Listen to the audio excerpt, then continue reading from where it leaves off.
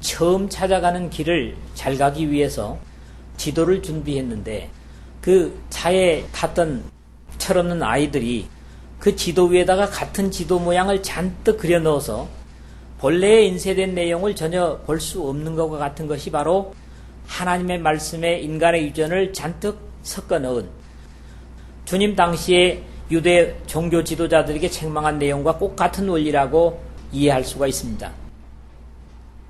우리의 천국 여행에서 지도와 같이 귀중한 하나님의 말씀을 사람들의 유전으로 바꿔버린다면 그 끝은 천국이 아니라 여전히 무서운 지옥이 될 것이라는 경계를 지난 시간에 우리는 나눴습니다. 요즘 많이 판매되고 있는 최신 그 내비게이션이나 GPS라고 하는 것이 있습니다. 이런 것들은 운전하는 차 안에다가 장착을 하면 우리나라는 물론이고 그 내비게이션이 적용되는 모든 나라들, 세계 어느 곳이나 지시하는 내용의 음성이나 그림을 통해서 전혀 혼란을 느끼지 않고 찾아갈 수 있는 그런 장치들이 상당히 유행을 하고 있습니다. 마치 하나님의 말씀인 성경이 저는 그렇다고 확신을 합니다. 누구든지 이 말씀을 순종하기만 하면 천국을 찾아갈 수 있도록 사람들에게 값없이 주어졌으니 얼마나 감사한 일입니까? 내비게이션은 10개월 무이자에다가 얼마, 이 홈쇼핑에서 그러잖아요. 돈이 있는 사람은 살 수 있지만 돈 없는 사람은 마음이 있어도 사진 못하잖아요. 근데 하나님은 얼마나 공평합니까? 돈이 있건 없건 천국으로 직행할 수 있는 이 지도를 모든 사람에게 차별 없이 주셨다는 사실을 생각한다면 감사가 될 수밖에 없습니다. 오늘 내용도 맨 처음 바리새인들과 서기관들이 질문했던 내용에 대한 주님의 답변이면서 결국 하나님의 거룩한 진리를 거부하는 유대인들 대신에 제자들에게 이 말씀은 풀어 증거되고 있고 이 교훈이 오늘 우리에게 역시 주어지고 있다고 하는 것입니다. 본문의 말씀은 마가복음 7장 14절에서 23절에 함께 기록을 하고 있습니다만은 역시 공간복음인 누가복음에서는 침묵하고 있는 내용이 있겠습니다. 물론 우리가 읽은 이 말씀의 일견에 바리새인들이 이 말씀에 찔림이 된 줄 아시나이까 하는 구절부터 몇 구절은 마가복음에는 기록이 되고 있지를 않습니다. 오늘도 이 말씀을 우리에게 진정으로 하나님께서 주신 것들이 어떤 것인가, 그리고 우리가 어떻게 해야 하나님의 기뻐하시는 천국행을 바로 갈 수 있는가, 그런 부분들을 한번 생각하면서 은혜를 나누었으면 합니다. 첫 번째 말씀은 10절 그리고 12절 16절의 말씀으로 말씀에 대한 반응은 언제나 다르게 나타나는 것을 전에도 얘기를 했던 것 같습니다만 이 부분에서도 마찬가지로 이해를 하게 됩니다. 주님께서는 안타까운 마음으로 가르치시면서 무리를 불러 이르시되 듣고 깨달으라. 예수님은 항상 우리에게 주시는 말씀이 뭐냐? 깨달으라. 이런 안타까운 심정을 가지고 당부를 하십니다. 다시 재차 제자들을 향해서 예수께서 가르치되 너희도 아직 깨달음이 없느냐? 그렇게 마음 아파하시는 것을 12절에서 보게 됩니다. 그래도 이것까지는 아직 기회가 있지만은 제자들이 주님께 표현한 것처럼 이에 제자들이 나와 가로되 바리새인들이 이 말씀을 듣고 걸림이 된 줄 아시나이까? 질문한 것처럼 하나님의 구원의 진리를 들으면서 걸려 넘어져 버리는 사람은 어느 시대나 있기 마련이고 이런 사람들은 더 이상 소망이 없는 사람들입니다. 언제나 진리에 대한 사람들의 반응은 대개 두 가지로 나타납니다. 사람들이 모두 말씀을 은혜로 받으면 얼마나 좋겠습니까? 그래도 예수님께서는 깨닫는 말씀을 지속적으로 우리에게 주시고 또 그 말씀을 깨달음으로써 계속적으로 은혜를 누리게 되는데 함에도 불구하고 말씀을 듣고 깨닫는 것은 고사하고 걸림이 되는 사람들, 이 사람들이 더욱더 큰 문제라고 하는 것입니다. 언제나 사람들은 하나님의 진리를 기쁨으로 받는 사람들이 있고 그렇지 못한 사람들이 있습니다. 그러나 안타까운 것은 진리를 기쁨으로 받아들인 사람들이 언제나 소수의 사람들이라는 거죠. 다수의 사람들은 언제나 그 진리에 대해서 반감을 가지는 예가 더 많습니다. 무리를 불러 이르시되 듣고 깨달으라. 그러나 제자들조차도 아직 성령의 사람들이 되지 못해서 듣고 깨달으라는 주님의 말씀에도 불구하고 결국 아직 깨달음이 없느냐 하고 책망하신 것처럼 오늘도 진리와 은혜를 주셔도 여전히 확신치 못하고 어정쩡한 우리들을 향해서 같은 안타까움을 가지실 것이라고 생각됩니다. 예 속담에 우리가 잘 쓰는 말로 있죠. 모르는 것은 손에 쥐어줘도 모른다. 그런 말이 있습니다. 영적인 부분에서는 더욱 그런 것 같습니다. 그만하면 이제 확신을 가질 때도 됐는데 아직도 엉뚱한 것들을 기웃거리면서 잘못된 부흥을 부러워하는 우리를 향하여 주님은 가만히 물으실 것 같습니다. 아직까지 깨달음이 없느냐고. 오늘 이 말씀을 듣는 여러분 중에서는 주님으로부터 이런 안타까운 책망을 듣는 분은 한 사람도 없기를 주님의 복되신 이름으로 부탁을 드립니다. 자신들도 온전한 깨달음이 없으면서 오히려 제자들은 주님께 바리새인과 서기관들을 두고 안타까운 모습을 봅니다. 바리새인들이 이 말씀을 듣고 걸림이 된 줄 아시나이까 그랬거든요. 12절에요. 여기 걸림이 된다고 하는 말은 별로 어려운 말은 아닙니다만 우리가 바로 분석해 볼 필요가 있어요. 본래 스칸달리죠. 그런 말입니다. 이 말은 스칸달론이라는 말에서 왔는데 이 스칸달론이라고 하는 게 뭐냐 하면요. 덫, 올가미, 함정, 장애물, 죄의 원인 이런 의미를 가진 말로서 그러니까 스칸달리조 하면 함정에 들게 하다, 죄를 짓게 하다, 실족하다 그런 말이에요. 꼭 죄인들만이 사람들을 함정으로 끌어가는 건 아닙니다. 예수님의 진리를 들으면서도 함정에 끌려갈 수 있는 것이 가능하다는 거죠. 주님께서 직접 말씀하셨던 표현이 있습니다. 누구든지 나를 인하여 실족하지 아니하는 자는 복이 있도다 그랬거든요. 마태복음 11장 6절. 여기 실족한다는 말이나 여기서 제자들이 묻는 말이나 같은 말이거든요. 결국 은혜와 진리가 충만하신 주님으로 인해서 걸려 넘어지는 자들도 있을 것이기 때문에 주님은 이런 말씀을 하셨을 것이다. 이런 이해를 가능케 합니다. 마귀에 사로잡혀 있는 자들은 오히려 진리에 거쳐 넘어지는 아이러니를 보는 겁니다. 주님의 같은 생명의 말씀을 들으면서도 말이죠. 진리는 생명을 사랑하고 순종하는 자들에게는 풍성한 꼴이 되겠지만 반대로 그렇지 못한 자들에게는 올무가 될 수 있음을 깨닫게 됩니다. 진리가 모든 사람에게 진리가 되지 못하듯이 말입니다. 여러분 모두는 진리를 진리로 소화하는 복된 순종의 사람, 하나님의 사람들로 살 수 있기를 주님의 이름으로 부탁을 드립니다. 두 번째, 오늘 본문 14절의 말씀인데요. 그냥 두어라. 저희는 소경이 되어 소경을 인도하는 자로다. 만일 소경이 소경을 인도하면 둘 다 구덩이에 빠지리라 하신대 그랬거든요. 자, 하나님의 말씀이 아닌 헛된 것은 가르치는 자나 가르침받는 모두에게 화가 있다는 말씀입니다. 마지막에 나는 왜 그런 가르침을 받았을까 그렇게 후회할 수 있지만은 그 가르침에 대한 선택은 지금 오늘 이 지구상에 사는 현실 속에서 하는 겁니다. 그리고 이것은 영혼을 선택하는 결과로서 작용한다고 하는 그런 의미로 이걸 이해할 때 얼마나 두려운 말씀인지 모르겠습니다. 하나님께 버려둠을 당한다고 하는 것은 비극 중에 비극입니다.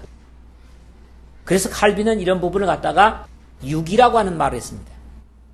하나님은 진리를 주어서도 그 진리에 바른 반응을 하지 않고 오히려 잘못된 불순종을 일삼는 자들을 거듭거듭 그렇게 하면 버려두십니다. 마치 하나님의 사랑을 거부하는 인간들로부터 외면당하시는 하나님의 마음을 이들은 비로소 맛볼 수 있을 것입니다. 바울 사도는 하나님께서 버려두시는 비극적인 모습의 사람들을 로마서 1장에서 세 부분에서 말씀을 하고 있는데 그러므로 하나님께서 저희를 마음의 정욕대로 더러움에 내어버려 두셨다. 마음의 정욕대로 더러움에 내어버려 둔 사람들의 결과는 뭐냐 하니까 저희 몸을 서로 욕되게 하였다는 겁니다. 1장 24절에 보면 그렇게 기록을 합니다. 이 사회가, 이 죄악이 관영하는 사회가 하나님의 버려둠을 당하고 뭘 합니까? 자기 몸을 스스로 욕되게 하는 것들을 행하고 있다는 거죠. 그 다음에 이를 인하여 하나님께서 저희를 부끄러운 욕심에 내어버려 두셨으니, 부끄러운 욕심에다가 내버려 두셨다. 그 결과는 뭡니까? 곧 저희 여인들도 순리대로 쓸 것을 바꾸어 영리대로 쓴다는 겁니다. 하나님의 창조의 질서대로 쓰지 않는 그런 모습들이 얼마나 흔한 것을 보면서 하나님의 버려두심의 결과가 얼마나 비극적인가를 역시 로마서 1장 26절에 보게 되고, 또한 저희가 마음에 하나님 두기를 싫어하며 하나님께서 저희를 그 상실한 마음대로 내어버려 두사 그랬어요. 상실한 마음대로 내어버려 둔 결과가 뭡니까? 합당치 못한 일을 하게 하셨다는 겁니다. 역시 28절의 말씀입니다. 하나님으로부터 버림을 당한 인간은 절망입니다. 이것보다 더 비극적인 절망은 없습니다. 그러나 이 절망적인 사람들조차도 포기하지 않으시는 하나님이십니다. 그렇게 거역하고 외면하는 자들 향해서도 주님은 십자가에 달리면서까지도 아버지여 저희를 사하여 주옵소서, 자기야 하는 것을 알지 못함이니이다, 그렇게 탄식하는 모습을 듣습니다. 그렇기 때문에 언제든지 악함을 회개하고 주님께 돌아오기를 천년을 하루같이 기다리시는 사랑의 주님이심을 보는 겁니다. 주의 약속은 어떤 이에 더디다고 생각하는 것 같이 더딘 것이 아니라 오직 주께서는 너희를 대하여 오래 참으사 아무도 멸망치 아니하고 다 회개하기에 이르기를 원하시느니라. 베드로후서 3장 9절에 그렇게 말씀을 하고 있습니다. 하나님을 뒤에다가 돌려두고 사는 불신의 사람들은 엄밀하게 말하면 자신이 하나님으로부터 버림을 당하고 있는 비극적인 삶을 살고 있는 것입니다. 여러분들이 때로 믿는 것으로 인해서 사람들로부터 따돌림을 당하고 버려둠을 당할지라도 우리 주님은 그를 찾는 자들을 절대로 외면치 않으시는 분이시므로 낙심하지 마시기를 바랍니다. 하나님께로부터 버림을 당하기 전까지는 우리가 어떤 형편에 있든지 아직 버림을 당한 것이 아님을 확신하시기를 바랍니다. 하루아침에 10자식을 다 잃고 재산을 다 잃고 건강을 잃었어도 하나님으로부터 버림을 당하지 않은 욥의 모습을 보면서 우리는 확신할 수가 있습니다. 하나님의 진리를 깨닫지 못하는 것이 가장 절망적인 소경들입니다. 저희는 소경이 되어 소경을 인도하는 자로다. 만일 소경이 소경을 인도하면 둘이 다 구덩이에 빠지리라. 이 말씀은 당시나 지금도 속담과 같은 말입니다. 같은 성경 말씀을 보면서도 진정으로 봐야 할 것을 보지 못하는 사람이 가장 치명적인 시각장애자들입니다. 그러한 무지몽매한 가르침에도 불구하고 그 가르침을 따르는 자들은 또한 같은 운명으로 갈 수밖에 없는 사람들입니다. 오히려 진리가 아닌 거짓된 것들을 가르치면서 그런 사람들이 어때요? 아멘 소리는 더 크게 합니다. 이단자들 보면 아멘을 더 크게 해요. 여러분들도 바른 진리를 듣는다면 참 아멘 해야 되거든요.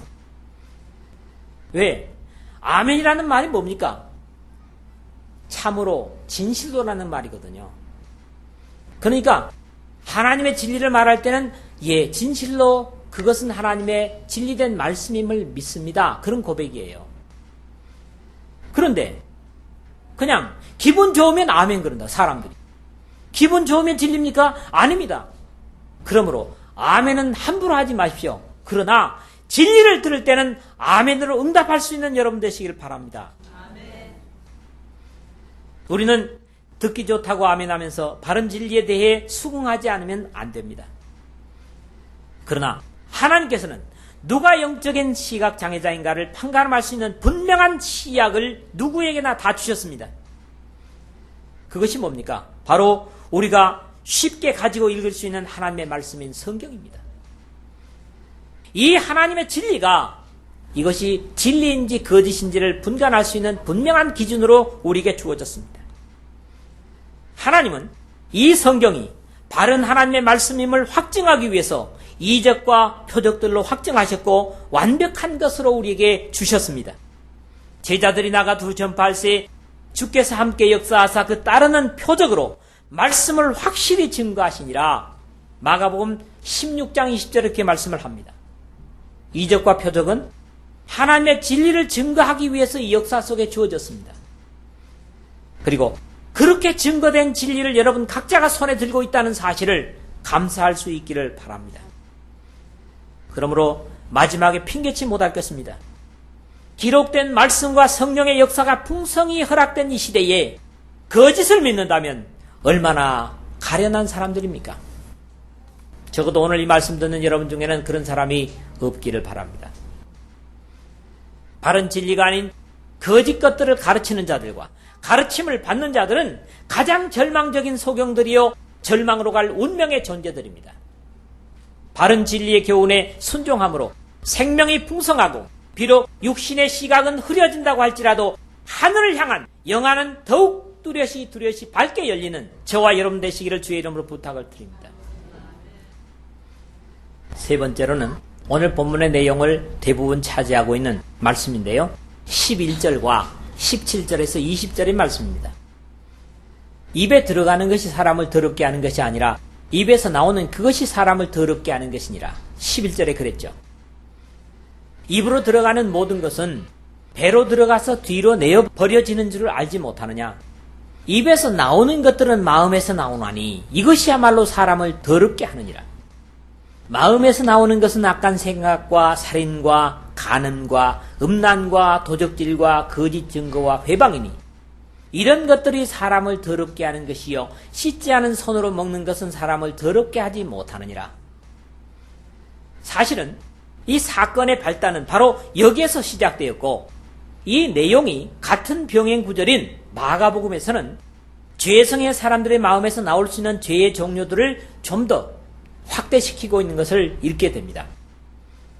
속에서 곧 사람의 마음에서 나오는 것은 악한 생각, 곧 음란과 도적질과 살인과 간음과 탐욕과 악독과 속임과 음탕과 흘기는 눈과 회방과 교만과 광팬이 수가 훨씬 많죠. 이걸 공동번역으로 보면 이렇습니다. 안에서 나오는 것은 곧 마음에서 나오는 것인데 음행, 도적질, 살인, 간음, 탐욕, 악의, 시기, 방탕, 중상, 교만, 어리석음 같은 여러 가지 악한 생각들이다 그랬어요. 여기서 열거되는 내용 중에서 하나도 영적인 사람이 즐거워할 수 있는 것은 없습니다. 전부가 다 어둠의 사람들의 열매들의 이름들이에요. 그렇지 않습니까? 도덕과 신앙에 있어서 사람의 정결과 부정에 대한 주님의 사실적인 말씀이 증거되어지고 있습니다.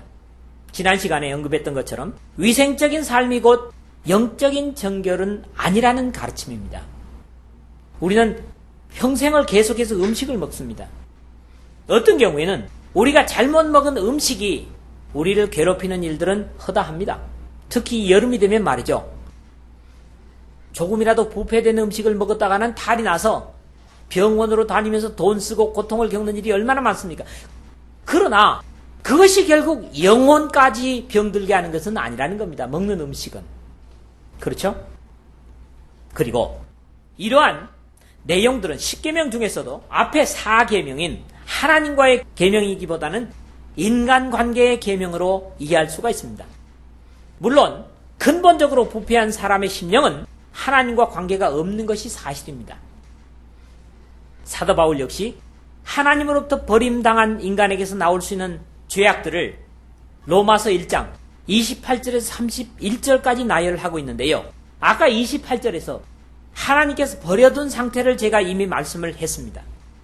또한 저희가 마음에 하나님 두기를 싫어하며 하나님께서 저희를 그 상실한 마음대로 버려두사 합당치 못한 일을 하게 하셨으니 그랬고 그 일들이 뭐냐 하니까 곧 모든 불의, 추악, 탐욕, 악의가 가득한 자요 시기, 살인, 분쟁, 사기, 악독이 가득한 자요 수군수군하는 자요 비방하는 자요 하나님께서 미워하시는 자요 능욕하는 자요 교만한 자요 자랑하는 자요 악을 도모하는 자요 부모를 거역하는 자요 우매한 자요 배약하는 자요 무정한 자요 무자비한 자라고 증거를 합니다.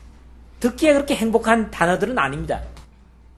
그러나 결국 하나님으로부터 떨어진 버려진 사람들의 사실적인 삶의 열매들이 이렇게 나타난다는 겁니다. 범죄한 인간의 마음속에서 나올 수 있는 좋은 것은 하나도 없습니다. 그래서 사람이 해결할 수 없는 이 추하고 더러운 죄악을 해결하시기 위해서 하나님이 대신 십자가에서 이 더러운 저주를 감당하신 것입니다. 그러므로 우리가 이 추한 것들을 벗고 비로소 하나님의 자녀들이 되었다는 사실을 생각할 때 예수님의 십자가에 대한 감격을 가질 수밖에 없습니다. 사람의 의존을 하나님 계명과 바꿔친 사람들, 그래서 하나님의 말씀보다는 자신들의 전에 내려오는 도덕이나 철학, 속담에 더 무게를 두는 사람들, 그들의 위생관념보다 더 심각한 것은 시와오 같이 근본적으로 썩어 있는 그들의 마음을 휘저었을 때 떠오르는 죄악의 독소들이 자신을 질식시키고 주위의 사람들조차 저주의 지옥으로 끌어갈 수밖에 없다고 하는 사실을 이렇게 부정적으로 지적하고 있는 것입니다. 이러한 경계를 듣는 저와 여러분들의 입에서는 오직 구원의 말씀만이, 은혜의 말씀만이 풍성하시기를 주님의 이름으로 부탁을 드립니다. 마지막으로 네 번째, 오늘 제목으로 생각한 13절이 되겠는데요. 예수께서 대답하여 가라사대 심은 것마다 내 천국에서 심으시지 않은 것은 뽑힐 것이니. 두려운 말씀이죠. 우리는 보다 중요한 것으로 결론을 맺고자 이 말씀을 제가 마지막으로 가져왔습니다. 하나님께서는 인간의 마음속에 좋은 씨를 뿌려주셨지만 마귀가 거기다가 가라지를 덧뿌렸다, 그렇게 이해를 합니다. 이미 우리가 앞에서 가라지에 비유해서 봤던 말씀인데요. 사람들이 잘 때에 그 원수가 와서 곡식 가운데 가라지를 덧뿌리고 갔더니 가라지를 심은 원수는 마귀요. 마태복음 13장 25절 그리고 그걸 설명하는 39절에서 그렇게 가라지가 어떻게 낳는가를 말씀하고 있죠. 그럼에도 하나님은 좋은 씨를 상할까 봐서 추수 때까지 그 죄악의 씨를 두셨다가 먼저 거두어 불에 던지실 것이라는 경고를 씨 뿌리는 비유에서 말씀드린 바 있습니다. 여기서 중요한 것은 개인의 공로도 교회의 행사도 하나님 아버지께서 주셔서 심은 것이 아니면 반드시 뽑힐 것이라는 무서운 경계입니다. 아무리 사람이 많이 모여들고 건물이 화려하고 아름답게 꾸몄어도 하나님의 심지 않으신 것은 뽑혀버릴 것임을 우리는 알아야 됩니다. 예수께서 성전에서 나가실 때에 제자 중 하나가 가로되 선생님이여 보소서, 이 돌들이 어떠하며 이 건물들이 어떠하니까. 여기에 대한 예수님의 말씀이 예수께서 이르시되 내가 이 건물들을 보느냐 돌 하나도 돌 위에 남지 않고 다 무너뜨려지리라 하시니라. 공간복음에 다 기록되는 부분입니다. 먼저 우리가 상고하는 마태복음에서는 24장 1절에서 2절에 기록되고 있는데요.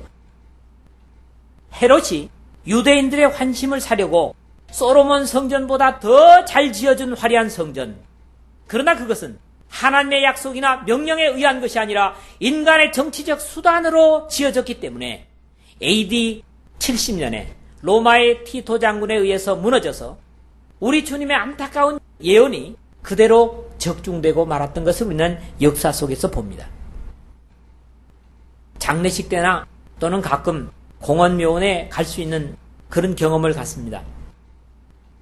수다한 그 모양들의 외형적으로 아주 아름다운 꽃들이 노란색, 빨강색, 혹 보라색 이런 꽃들이 무덤 앞에 그 흔들거리고 있지만 다음에 갈 때는 그 꽃들은 다른 꽃들로 바뀌어 있는 것들이 많습니다. 여러분 그런 경험을 합니까? 그러나 무덤 그 앞에가 아니라 가에 심겨진 때를 따라 꽃을 피우는 심어진 꽃들은 그 자리에 옮겨지지 않고 그대로인 것의 차이와도 이것이 같다고 저는 이해를 합니다.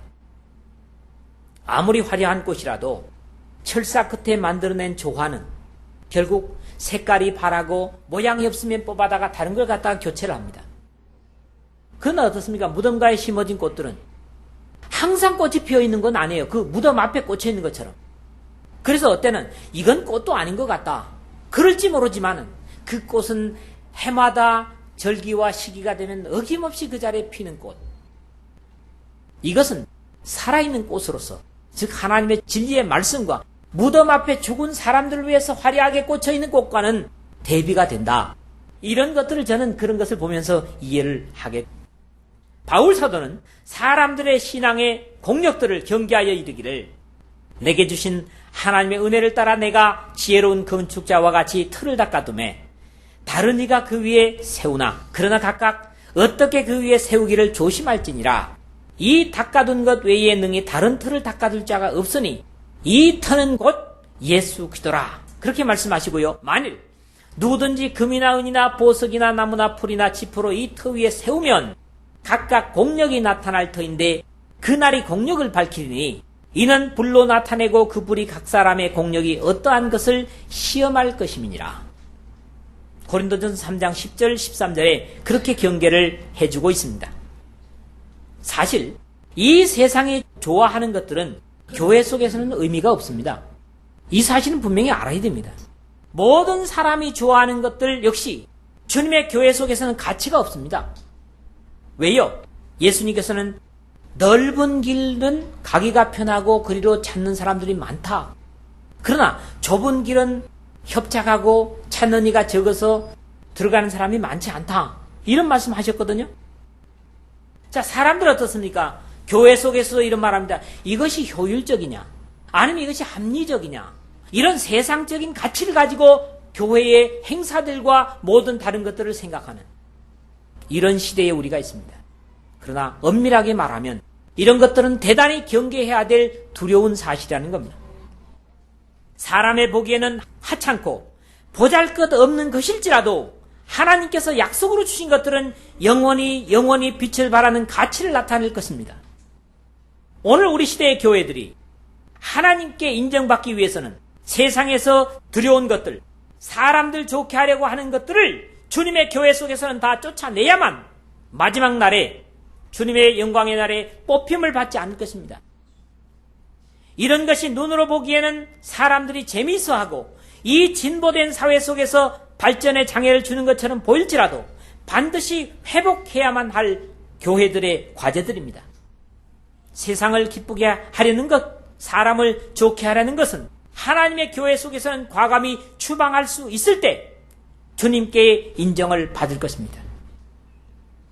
사도 바울의 자세로 말입니다. 이제 내가 사람들에게 좋게 하랴 하나님께 좋게 하랴. 사람들에게 기쁨을 구하랴. 내가 지금까지 사람의 기쁨을 구하는 것이었다면 그리스도의 종이 아니니라. 하나님을 향해서 일한다고 하는 하나님의 종들이나 교회가 반드시 여기에 신경을 써야만 합니다. 그래야 하나님께서 심은 것들을 계속 보존할 수 있고 마지막 이 역사의 마지막에 뽑힘을 받지 않을 것입니다. 사람을 멸망시키는 것은 먹는 음식물이 아니라 죄진 인간의 마음속에서 나오는 더러운 것들이라고 할 때 우리는 근본된 이 마음을 인간의 마음이 아니라 우리의 허물을 위해서 십자가에서 피 흘리시고 부활하시고 승천하셔서 보내주신 영원토록 거룩하신 하나님의 성령께서 지배하시도록 순종하고 복종함으로 생명이 풍성히 흘러나오는 우리의 교회와 그 교회에 속한 모든 성도들이 되시기를 주님의 복되신 이름으로 부탁을 드립니다.